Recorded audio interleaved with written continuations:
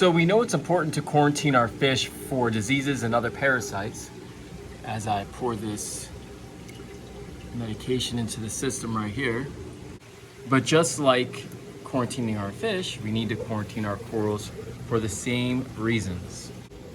We just got a really nice coral order in, and it made me realize I wanted to do a video on coral quarantine and why it should be a thing that you do. What is going on, everybody? So if you watch my videos, you know I do a lot of videos on fish quarantine and why it's important. And I feel like that information has gotten more mainstream now. A lot of people are doing it. A lot of people are recognizing the importance of quarantining your fish. I'm a big believer in quarantining anything that goes into your aquarium. That means inverts, and yes, that does mean coral too, especially coral, because there's so many different things, little pests and things that can get into your tank. Dips will not suffice. It will not be enough. Dipping your corals will not be enough. So here at Tanknicians, we have a full quarantine shop. We quarantine not only fish, but corals as well. And I'm gonna go ahead and undo this coral. I'm gonna go through a dip, and then I'm gonna show you where we quarantine them here. Also, I'm gonna take you to a customer's house who has a really nice coral quarantine setup that you guys can maybe check out, and maybe you can take something away from that. Maybe set one up at your own house, because I don't care where you get coral from, it's very important to quarantine it. So I'm gonna go ahead and empty all these corals out, and then we'll go through them and I'll show you what dips we do for them. So we have some really nice pieces. I'm excited for this order. We got some really nice frags. And look at this. We got a Holy Torch coral. Dang, look at that beauty. Yo, we got some beautiful acros in here. Look at this. Some nice corals in this order. Okay. Tommy did a good job ordering this week. I love it. So right now I got all the corals in this dip. We'll sit here for about 20-30 minutes and I will just inspect them. Inspect the frag plug, go through it all, trim up, scrape, you know, all that stuff. Make sure there's nothing that's getting through here and get as much off as I possibly can. What we use for our dip is potassium chloride. That's our dip of choice. Now, in the past, we've tried all different types of dip, but this is the one we've kind of settled on. We used to use insecticide. I think it was bear insecticide, but that's stuff I don't really want to deal with, you know. It's for obvious reasons, you know, stuff is pretty potent and pretty dangerous. And the potassium chloride works just as well, we've noticed, and it's done right by us so far. So this is the one I like to work with personally, because I really don't like that, you know, the insecticide, being around that. Now there's other ones out there. There's the Revive, there's tea tree oil, there's the Red Sea stuff. There's all different types of dip. We are gonna stick with the potassium chloride because it's what we find works best for our situation. And while you're dipping, observation is key. Just getting in here and looking at every single coral, trying to spot, you know what you're looking for. Do some research and find the little things, you know, hydroids, aptasias, all those different things that could possibly be in on your coral. Take off as much of the frag plug as you possibly can, if not all of it, and then have other brand new frag plugs handy that you can transfer the coral onto, if that is possible. If not, then just trim off as much of the frag plug as you possibly can. A lot of these corals, like acros and those Euphyllia corals, it's real easy to just snip them from the skeleton and put them on a new plug. But observation right here and this moment is critical. It's a you know, you're getting a lot of this is their first dip, so you should see a lot of activity. Full disclosure, we do get our corals from a very reputable aquaculture facility that we dealt with for years now. So we're pretty secure and we're familiar with what their tanks have in them. So although we still do the quarantine process, it's not a slight against anybody. This is just to protect ourselves, but we do know that where we're getting our corals from, they do a really good job of watching out for pests. Now, we mainly deal with aquacultured frags, so I'll give that advice to you guys. If you guys know somebody who has a system that's clean and they're aquacultured frags that you're getting from them and you trust them, you know, still do your coral quarantine, but maybe it's nice to have somebody you can trust. We don't really deal with wild colonies. This is more of a wild piece right here. I would consider this a conditioned piece. I will keep this separate from the aquacultured stuff. This torch coral will be in its own dip and will go in a completely different quarantine tank than the rest of the aquaculture stuff. We don't want to mix these guys because stuff that is wild or isn't isn't aquacultured or in a system that is treated as thoroughly, I guess you could say, or is being cross-contaminated potentially. So when you have these wild pieces, you just want to kind of go the extra mile. It's risky. We don't like to get wild pieces in. We don't really like to really get conditioned pieces in. If we do, it's a long process to get them finally prepped and ready to be sold. So my advice to a lot of you people out there that are getting coral, make sure you get them from an aquacultured, reputable place that you trust, and you know the systems are clean, and even then still quarantine and do everything you need to do. But that, at least you're not worried about those wild colonies that come in with all different types of crazy stuff.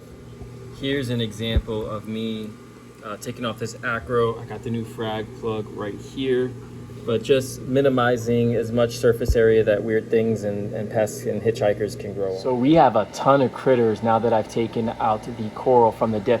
Ton of critters that have fallen off. Bunch of different type of copepods.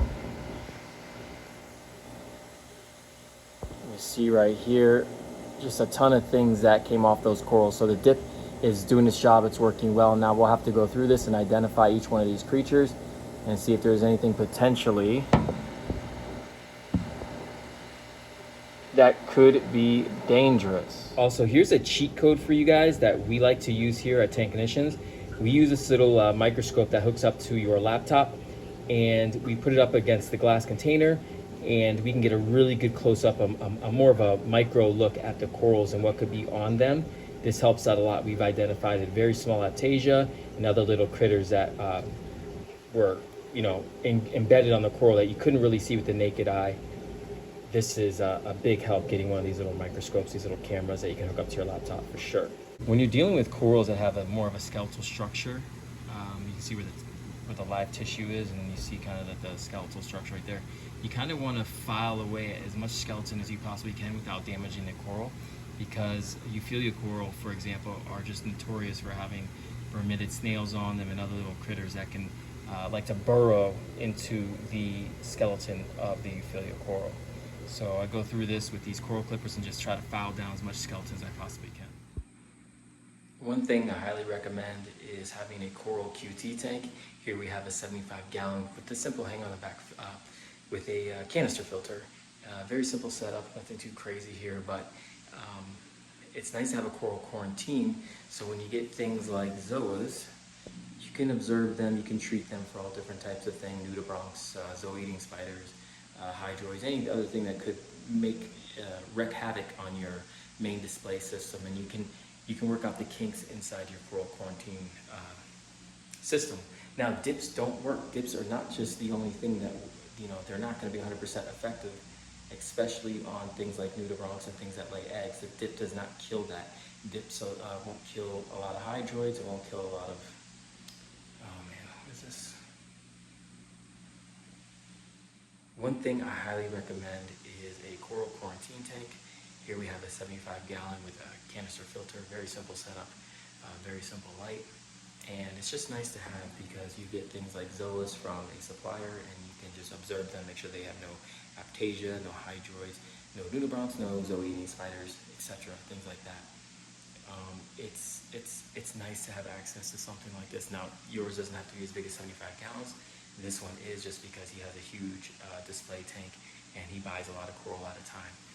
And it's just nice to have this because you don't want to get anything into your main display system that could just wreak havoc on your tank. And I know a lot of people dip their corals, but a lot can make it through dips. A lot of different things can make it through dips, and I'm talking about, you know, nudibranchs, they lay eggs a lot of times, that those make it through most dips. And anything really strong enough to kill any pest is probably going to be strong enough to kill your coral too. So I would say treat for all different types of things that you might see pop up in your coral quarantine tank, and that just will save you tons of money and headaches for later on when you're in this hobby. If you're really serious about coral and you're spending big money on coral, I mean, spend a little extra money to just get yourself a decent sized coral quarantine tank and just do your best to observe them, and then fix any problems that might show up. But it'll save you so much money, so much time, so much effort, and, you know, more importantly, anxiety and stress if you just quarantine your corals, and also get them from reputable supplier. But that's even hard to do because a lot of these reputable suppliers that you see online, they have stuff. We've gotten stuff from major well-known coral farms, and we have found tons of stuff on their coral. So it just goes to show you that nowhere is safe, no coral is safe, and it just lies. It definitely, if you want your system to be healthy, then you gotta be the one that's gonna be active on it. Same thing with fish. That's why we quarantine fish at our shop. Because if you want to make sure that you get healthy fish, make sure you get them, that you treat them and you observe them for a while, so you save yourself any issues down the road.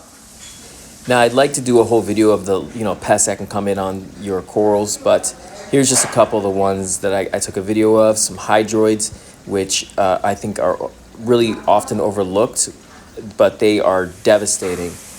Very similar to Aptasia, they grow really quick, they stay small, so they're really hard to identify. They look like algae like this right here, but they pack a very potent sting and can be a reason why your zoas might not be opening up. You might think it's just algae when it's really hydroid.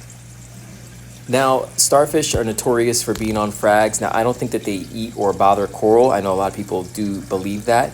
I'm not here to tell you you're wrong, but what I will say is they definitely feast on the biodiversity in your tank and can throw off the tank's balance. All this stuff, vermitid snails, again, when they put out their little, I call it their little slime web, that can cause stinging, and it just looks really gross, and they can cause a lot of detritus. And that slime web can really irritate neighboring corals for sure, and they can claim a lot of real estate really, really fast.